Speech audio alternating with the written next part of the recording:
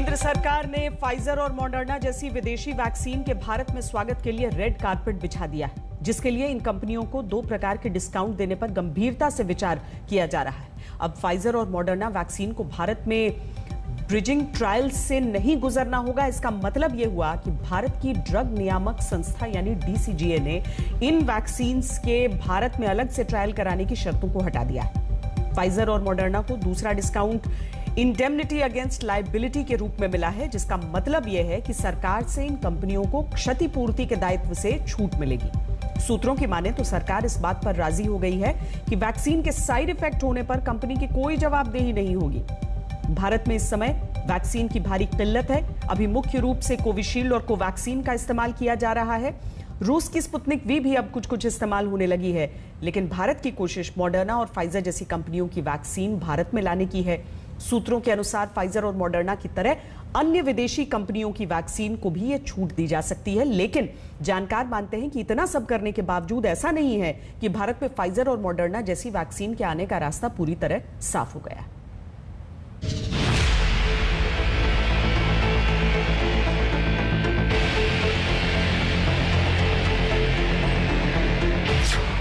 I haven't had the benefit to read any contract that they may have proposed or signed, but I can only assume what it means is that they are coming here with inadequate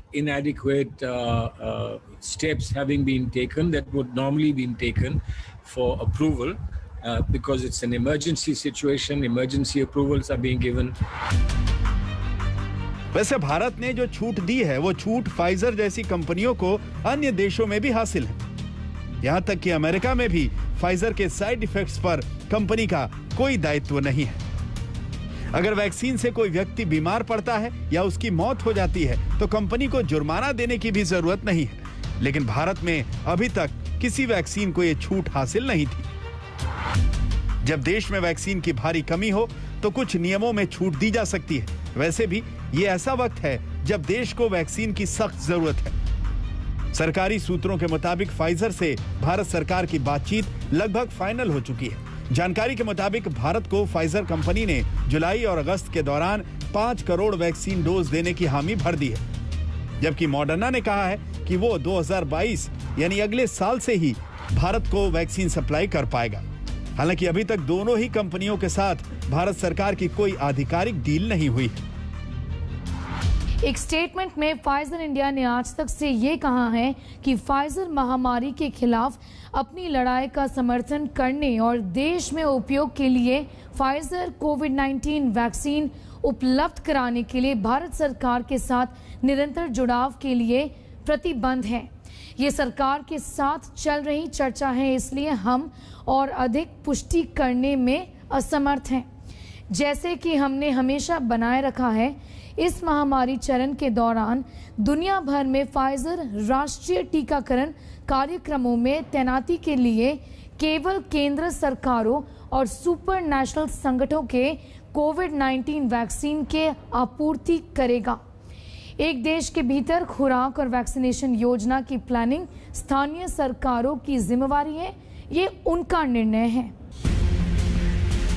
सरकार ने Pfizer Moderna की शर्तें मानकर इन vaccines के भारत में आने का रास्ता जरूर खोल दिया है, लेकिन अगर ये विदेशी वैक्सीन भारत में आ भी गई तो उनके ट्रांसपोर्टेशन और स्टोरेज का इंतजाम करना भी कम चुनौतीपूर्ण नहीं होगा।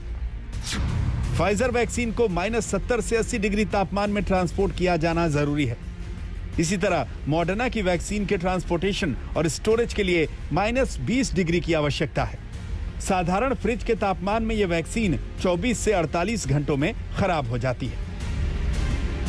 जाहिर है फाइजर और मॉडर्ना की वैक्सीन के लिए भारत में अल्ट्रा कोल्ड चेन की जरूरत होगी। यह भी एक वजह थी कि इन दोनों वैक्सीन को अब तक भारत में इमरजेंसी इस्तेमाल की मंजूरी नहीं मिली थी, लेकिन कई जानकार कह रहे हैं कि अगर ये अब हो सकता है तो पहले क्यों नहीं हुआ। After Pfizer and Moderna mRNA vaccines were approved for emergency use by the US FDA last year, we should have ordered at least 500 million doses from them. Considering that the US, UK and the others were having their second waves during January to March, We should have anticipated the same happening here a little later.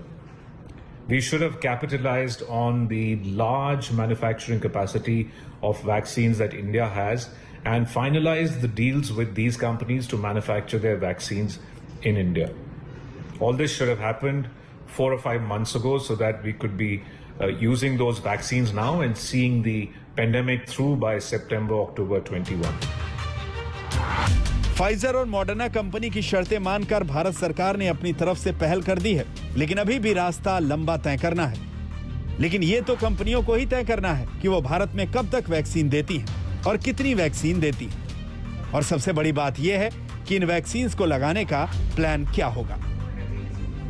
Bharat सरकार के सूत्रों की माने तो Pfizer की vaccine महंगी भी होगी और इसे -80 डिग्री के नीचे भी स्टोर करना पड़ेगा।